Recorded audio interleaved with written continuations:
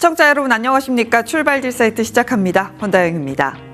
8월 들어서 확실히 시장 분위기가 바뀌고 있습니다. 순환매라는 단어가 많이 보이고요. 상승 종목수 우위 이 말도 많이 들립니다. 코스닥 시장에서의 강세가 나타나고 있어서 지금이라도 이걸 따라가야 하나 굉장히 고민이 많아지는 시점입니다. 그런 가운데 간밤 뉴욕시장 같은 경우는 차익 실현이 나오면서 고점에서 쉬어가는 모습들이 포착됐습니다.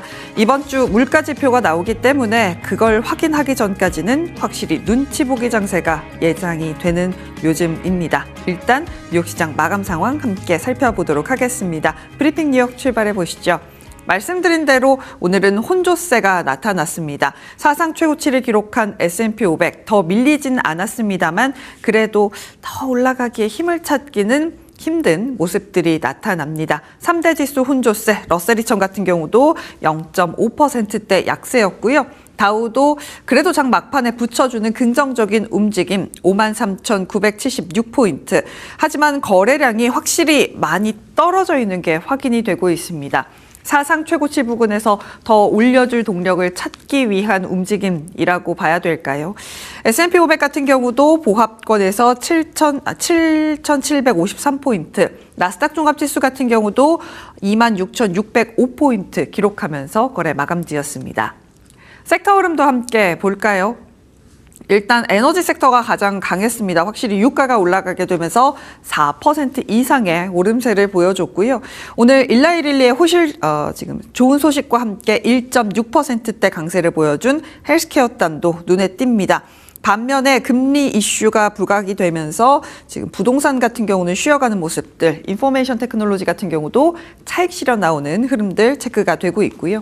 상승 종목수 같은 경우도 오늘은 좀 적었습니다. S&P 500에서는 221개, 나스닥 100에서는 47개 종목이 올라가는 모습들 체크가 됐고요.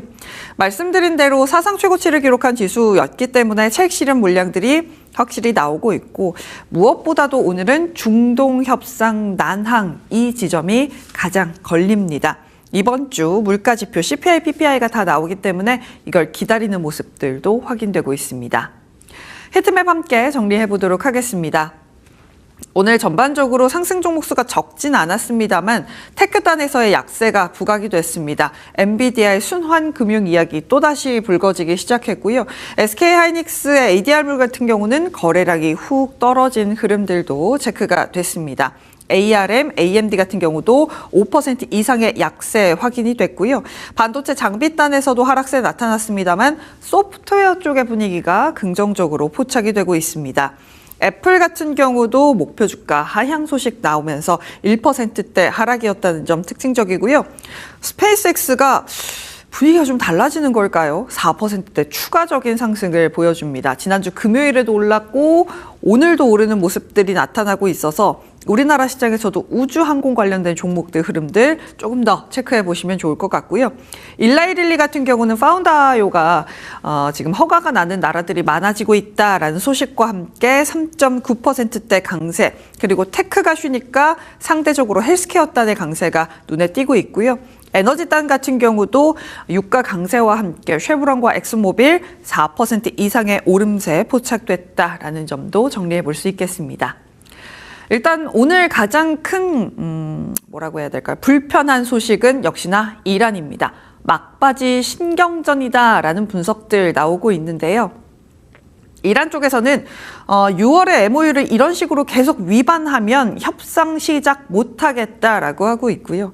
이란 내에서는 어떤 여론이 지금 만들어지고 있냐면 트럼프 대통령과의 협상을 단호하게 거부하고 2029년까지 그의 임기 끝날 때까지 우리는 기다리면 돼. 이런 여론들이 막 형성이 되고 있다라고 합니다. 때문에 트럼프 대통령 같은 경우는 이란에 대해서 계속해서 압박을 하고 있기는 한데요. 일단 첫 번째로는 경제적인 압박을 시사하고 있습니다. 너희 돈 없지? 이런 이야기 계속해서 하고 있고요. 그러면서 시위대 테러 희생자들한테 보상해라. 너희 돈 없잖아. 그만해라. 라는 식으로 이야기를 하고 있습니다. 또다시 도돌이표가 된 상황 때문일까요? 일단 유가가 계속해서 오름세를 나타내고 있습니다.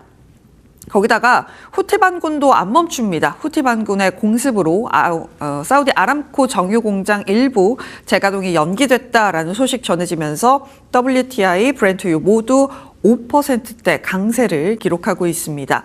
WTI 82달러, 브렌트유도 다시 87달러로 또 앞자리가 8이 됐습니다. 이러다가 앞자리 9로 가는 것 아니냐라는 불안감이 함께 응축이 되고 있다라는 것 보시면 좋을 것 같습니다.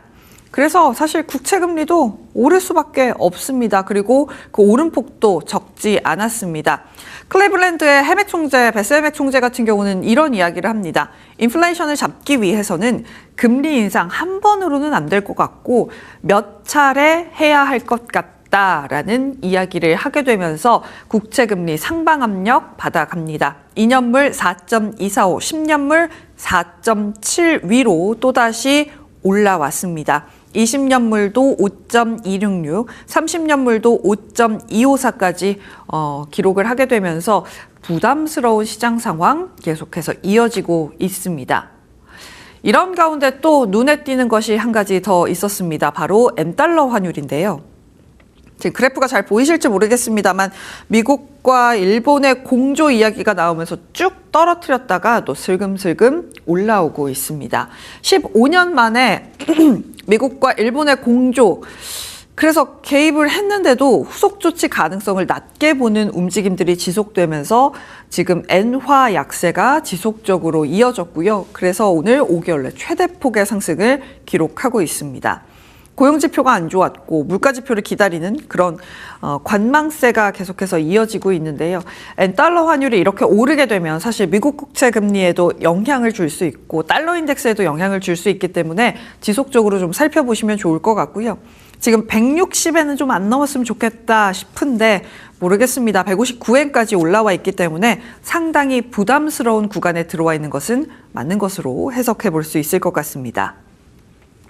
그래도 다행히 시장이 어느 정도 변동성은 좀 줄여내고 있는 것 같다라는 분석들 나오고 있습니다. 디레버리징 그리고 빅스 지수가 좀 하락하는 모습들이 나오고 있기 때문인데요. 시타델에서 정리를 해준 겁니다. 시타델이라서 뭐 약간은 바이어스 있게 봐야 될 것 같긴 한데 개인 투자자들의 매도는 단순히 포지션만 줄인 것이 아니고 올해 가장 빠른 디레버리징 가운데 하나다. 7월의 디레버리징, 과도한 포지션을 제거하면서 현재의 시장 포지셔닝을 월초보다 상당하게 깨끗하게 만들어냈다. 레버리지 ETF 운용자산 6월 고점 이후 많이 감소를 했고 상반기 랠리를 촉진했던 가장 큰 추가 레버리지 공급원 중 하나가 제거가 됐고 감소는 시장에서 가장 혼잡했던 테마에 집중이 되면서 어디? 바로 기술주에서 줄어듭니다. 기술주, 반도체 ETF, 레버리지에서 꽤나 많은 운용자산의 감소가 포착이 되면서 전체 레버리지 ETF의 AUM이 6월에 약 2,180억 달러로 많이 2,180억 달러였는데 7월에는 1,540억 달러로 많이 줄어드는 모습들이 포착이 돼서 어느 정도 털건 털었고 갈 자리를 만들어내고 있다라는 분석들을 내놓고 있다라는 것도 정리해 볼 수 있을 것 같습니다. 이 뉴스도 많이 보셨을 것 같아요. S&P 500의 목표 지수 연말 8,000으로 상향 조정한다라는 내용입니다.